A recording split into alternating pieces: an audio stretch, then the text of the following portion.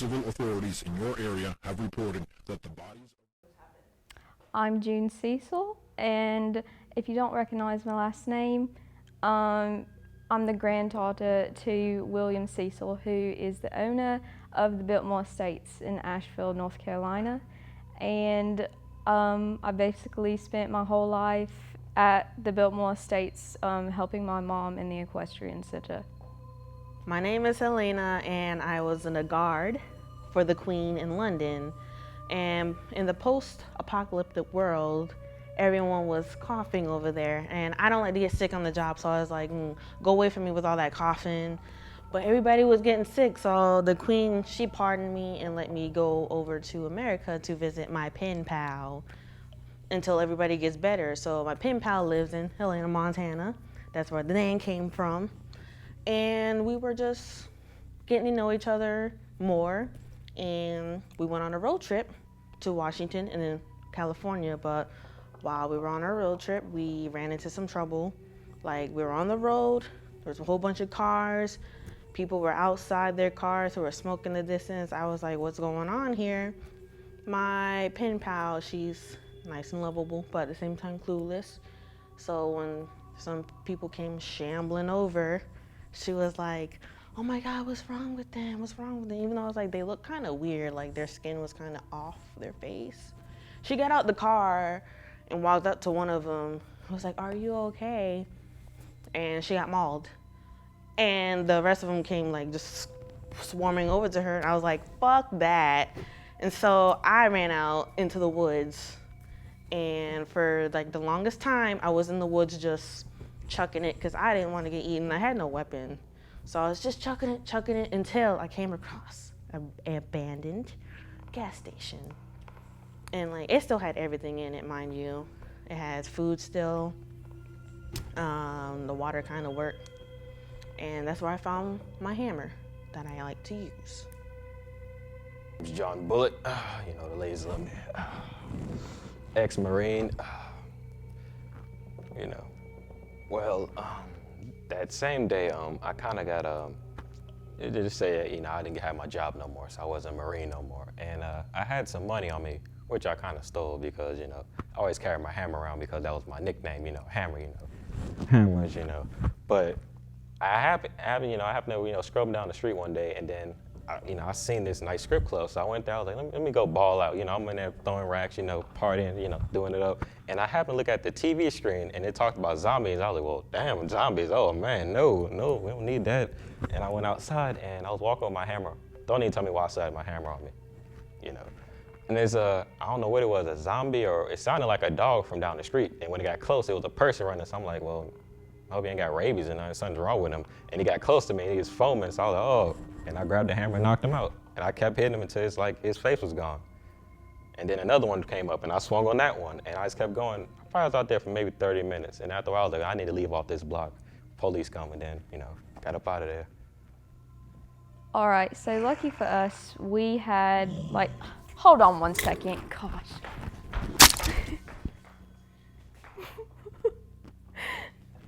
Oh, sorry about that, goodness. All right, so, oh, oh my gosh, sorry about that. I'm so sorry about that. What was the question again? Okay, so luckily for us, we had like a poultry farm and a dairy farm and a cattle farm on the estate, so it was untouched when we arrived there, so that lasted us for a really long time. And as for the shelter part, we just stayed in one of the mini rooms in the actual estate. So staying in the gas station was working out pretty well for me. It was far off from places. No one really knew where it was. I didn't have any zombies lurking around, except for, we'll forget the one time that my pen pal somehow found me. But until one day, the bandits came. They were like, give me the gas station. Threatening warning shots. It was like, I'm here first. Just because there's 5 of you and 1 of me doesn't mean anything. I was here first to get your own gas station. Like, I've been doing well off until you people come over here. And so they were like, no. And the nearest guy was trying to be up all on me like he's cool. So I was like, pow! chop him in the kneecaps with my hammer. So he went down, and I grabbed his gun and like hid behind the counter before they like filled me up with bullets. And I just shot them in the kneecaps, and I didn't want to kill him. I didn't want to kill him yet, so I just shot him in the kneecaps. And then I heard the zombies coming. I heard the little all the moans. So I was like, it's time to blow this popsicle stand. I left them on the ground, so they probably got eaten to death. But it's their fault. They disturbed the peace. All I wanted was just to stay in one area and be okay, but no. I'm back on the road, trucking along in the woods until I see like an opening. I see a deer, and I'm like, I hear about deer sometimes they go crazy, so I was like, I ain't trying to mess with that deer, even if it could be dinner. And then it gets shot with an arrow. It gets shot with an arrow. I'm like, oh my gosh. And then I see some dude with a mask come to the deer, take the arrow out. And then I tried to be quiet and hide, but he saw me, so I was like, and he was like, what are you doing here by yourself? And I was like, I'm just trying to survive. And he didn't tell me his name, but he's like, you should come with me. And I was really skeptical because, well, first of all, you got a mask on. You ain't gonna tell me your name. You just shot a deer with an arrow. I'm by myself. Even though I do got my hammer, I could bust him in the kneecaps, but still. But you know what? Against my better judgment, I was like, I'll go with them because maybe it's high time I actually be around a group of people instead of by myself. So after, the zombie incident, I kind of went back to that club I went to. I kind of went back out and got some more money, went back to the club, and I happened to meet this nice bartender. So when that outbreak or whatever happened, I went with her to her crib and, that night. And then the next morning, I basically stayed there for about 6 months, and then, she kind of got killed. So a whole bunch of zombies ended up attacking us at the estate, knocked down the security fences, and ambushed us. My parents and my grandparents actually died, and I was by myself. So while I was by myself, roaming through the woods with a crap ton of zombies around me, he actually found me after I slayed a horde of zombies and told me that I had potential and asked me to join him. So I did. Oh, hey, what's up? Yeah. So how'd I meet the homie with the black mask? I want to say it was probably a week after the bartender chick died. I was in a house,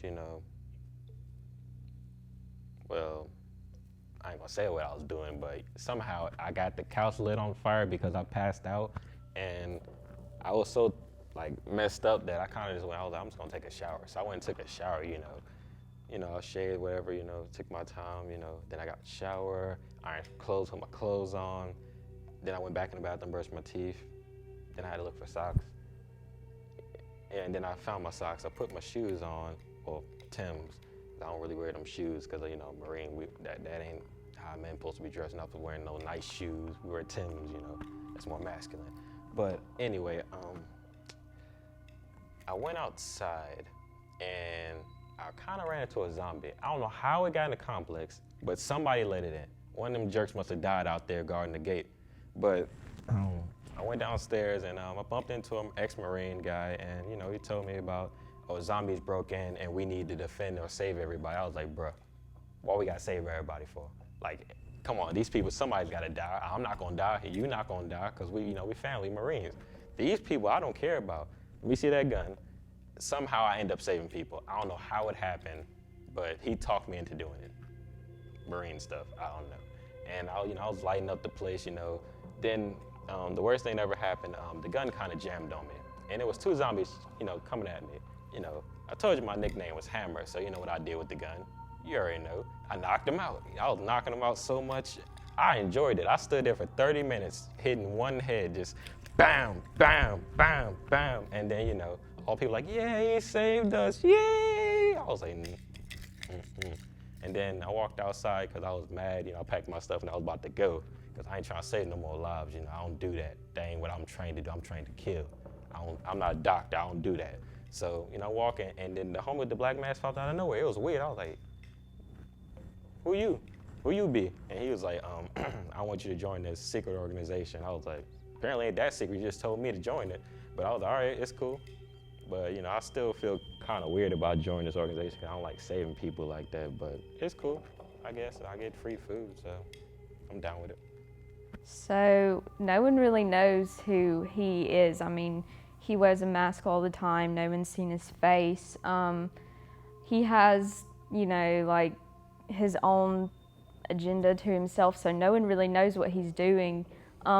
Of course, I am like appreciative that I am in this organization because I was by myself out there, but I don't really know how this is all going to turn out. So it's been a week since I've been in this organization, and him or he decides that we need to go get some food. So he sends me out with John Bullet and June Cecile. It's Cecil. Maybe if you would just work on one of your accents instead of having like 4 mixtures, we could work out that name of yours.